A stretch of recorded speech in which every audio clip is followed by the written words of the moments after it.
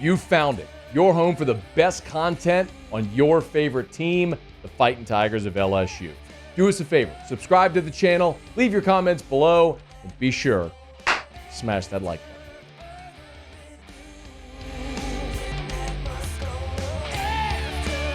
Shea Dixon on 3, the Bengal Tiger. Good enough to join us as he does every week. Shady, how are you, man?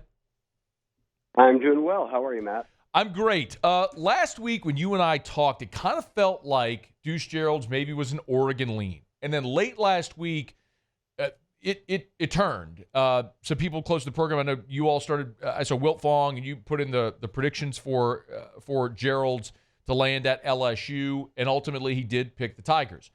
What happened?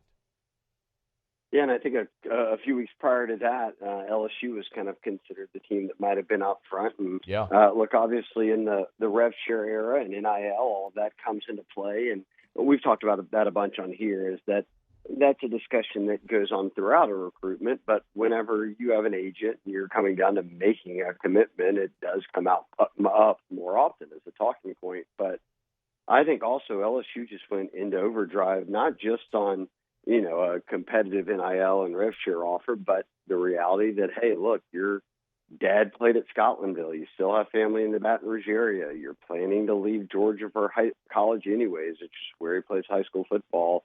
And then Oregon being the main competition, that is a far trek. If it's LSU, look, your family can move back here. You've already got family here. And then the development of, playing on the LSU defense right now with Kyle Williams, longtime pro, and the D-line class they put together, which is, I think, inarguably the best D-line class in America right now, with multiple 5-stars, Richard Anderson, Lamar Brown out of Louisiana, and then you add another top 10 D-lineman in Duce Geralds on Saturday, a day after landing the top uncommitted D-lineman in Louisiana, Darius McKinley, Dom McKinley's younger brother, with Dom obviously kind of in line to start at DT this year for LSU. So that's just what D-linemen, tossing a couple edges out of Florida, and boy, top 10 guy in Trenton Henderson, top 10 edge rusher, top 50 prospect. Kudos to Blake Baker, doing the whole staff really, but Kyle Williams and Kevin Peoples have proved to work pretty well on their recruiting trail. Shay, I want to ask a follow-up about Geralds, because we here have talked a lot about the prototype that Kyle Williams wants and how it's kind of a contrast from Bo Davis, right? Bo Davis, just look at the lineman Bo Davis recruited. Like Zion Williams, we got to practice, Shay, 6'5", 350. He's a massive dude. Sadir Mitchell. Kyle Williams went and got Bernard Gooden, 6'1", 268. He wants dudes that look more like him. And that's the mold that Duce Geralds fits. So to say, and this is completely speculative, but if Bo Davis were still the coach, do you think LSU would have had as good a chance of landing Duce Geralds? I don't know. I think they're in such a better spot as a staff, NIL, organizing rev share, that they can make these pitches that they can back up. So I can't say one way or the other, but I will say that he played a large enough role with Deuce and others on staff, like Frank Wilson recruited his father. Blake Baker and the staff have been on him for a long time, even before Kyle Williams joined the staff. But I'm not sure. I will say this. We haven't seen a group of D linemen like this that are this highly ranked commit to LSU. We've been the rhetoric, Matt. It has been year over year over year. You just had a new D line coach, and it's really hard to build relationships that way that lead to commitment. So for them to do this in somewhat short order, granted they've recruited Richard Anderson, Lamar Brown, and Deuce for a long time, but to do it with staff turnover, I think, is kind of the impressive storyline.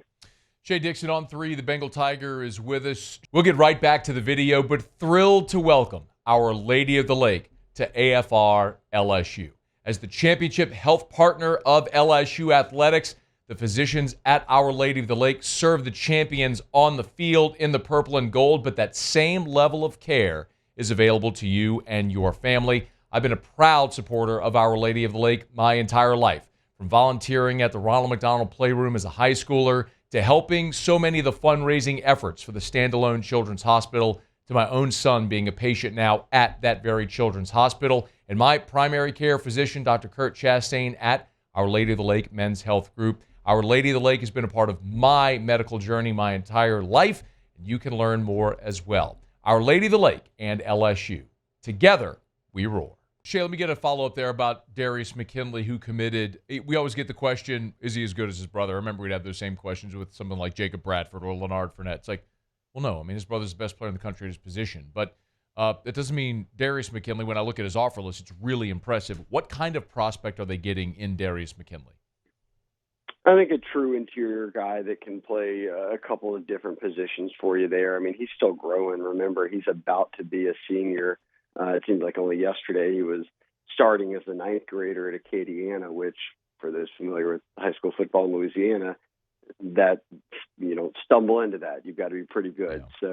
So, and again, look, Darius was a 5-star. He was the number 2D tackle in the country. It's tough to live up to that exact billing, but I think that every cycle you find guys like this in Louisiana where you say, who are the best of the best? Give me the top 3 or 4, and let's go get them. And sometimes they are Lamar Brown and Richard Anderson, who are pretty refined, can come in and somewhat like Don McKinley, play as a freshman, start as a sophomore, and then you've got guys that you want to develop. And I think that's something that with McKinley, a guy like Kyle Williams is probably pretty eager to do, because as a new coach, you get to mold him from clay into kind of what you vision him as his role at LSU. Shea Dixon on 3, the Bengal Tiger. Shea, I want to ask for updates on a couple other guys that we've been following, Darius Gray and Jase Mathews, but we'll get to that in a second. One of the things that had Twitter going at Twitter this weekend is that Blaine Bradford, when Duce Geralds committed, shared that commitment graphic on his Instagram story. I tend to try to not make too much out of things like this, but it started a lot of the conversation about could LSU potentially be in the flip mode for Blaine Bradford. Do you have any reaction or any update there on where things stand?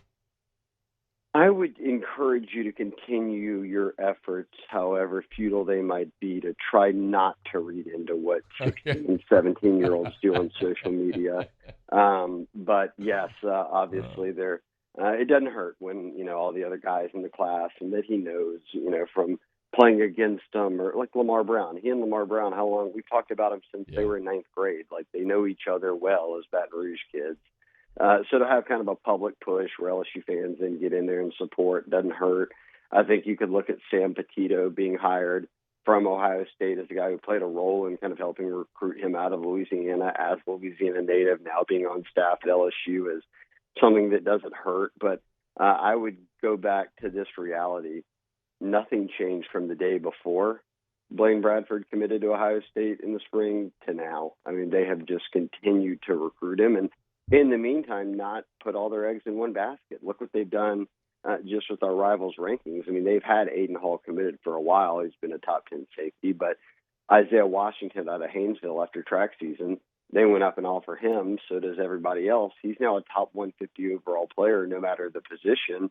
And these guys are physical. Blaine Bradford the same. They can get in the box and play. And Jake Olson really wanted a coverage safety, went to Alabama. A guy who wasn't being heavily recruited at the time was Dylan Purter. Now he's blown up as a commitment, and he's a top 150 player. So I think they've sort of got it figured out to where, hey, if Bradford doesn't flip, we've got 3 really good safeties that we like, but we are going to press them all the way to signing day. And I don't think it hurts that Lamar, Richard Anderson, all of these guys are staying home. I think when you look at the top 10 right now, and maybe outside of one guy that got an LSU offer even after he committed, but 8 of the 10 are committed to LSU, with Bradford being the highest ranked kid that's not. So there's always going to kind of be that public, not pressure, but reality that, hey, look, everyone but you is staying home for college. All right, Shea, we got plenty of time to talk about Bradford and what may happen there as all these guys embark on their senior seasons. I cannot believe we just made it through that conversation without you screaming. There's time. Okay. Do what you do. There's time. Plenty of time. And I'll gladly scream it whenever he flips, when he flips. All right, Darius Gray and Jase Mathews, 2 guys who talked a ton about. Any updates on either? Yes. Look, I got a text from a source after they popped Duce Geralds, which win over a number of teams, but Oregon is a notable win. In the you're going up a lot of people just say it's like whatever school versus still night. And if it's coming down to, that, it's how often do you win? And LSU's got some wins over Oregon. Now, when you look forward, like I said, I got a message not 5 minutes after Deuce went public that said, all eyes on Jase Mathews now. So he commits on Friday. He is the number 2 receiver on Rivals right now. The number 1 receiver is Tristan Keys, who is already committed to LSU. So can you add to that class with a guy like Jase Mathews? They're going up against Auburn, A&M, Ole Miss there as an in-state team. He's a Mississippi kid, but border state who most people like Duce Geralds feel will probably pick between LSU Auburn. Like Deuce was LSU Oregon. This could be LSU Auburn. And then the same case for Darius Gray, who is a 5-star, who is the number 1 interior O-lineman. I believe he's the highest ranked uncommitted 5-star left out there. He'll commit on the 22nd. And that one he's from Virginia, but South Carolina would be the kind of the local school that has been on him a long time. And then LSU is the one out-of-state school that clearly has made the biggest splash with him. So those are the two that, at least in the month of August, remember, we're still in a dead period here where coaches and recruits can't be on campus or on the road or any of that. So these are phone calls and Zooms and everything like that. But 2 more big dominoes will drop before the season gets here. Shea Dixon on 3, the Bengal Tiger. Get him on Twitter at Shea Dixon. Thanks, man. Thanks, Matt. Killing it! Oh, God. There. It's after further review. Hey, thanks so much for watching. Please leave your comments. I love to interact. And be sure to hit the red subscribe button below.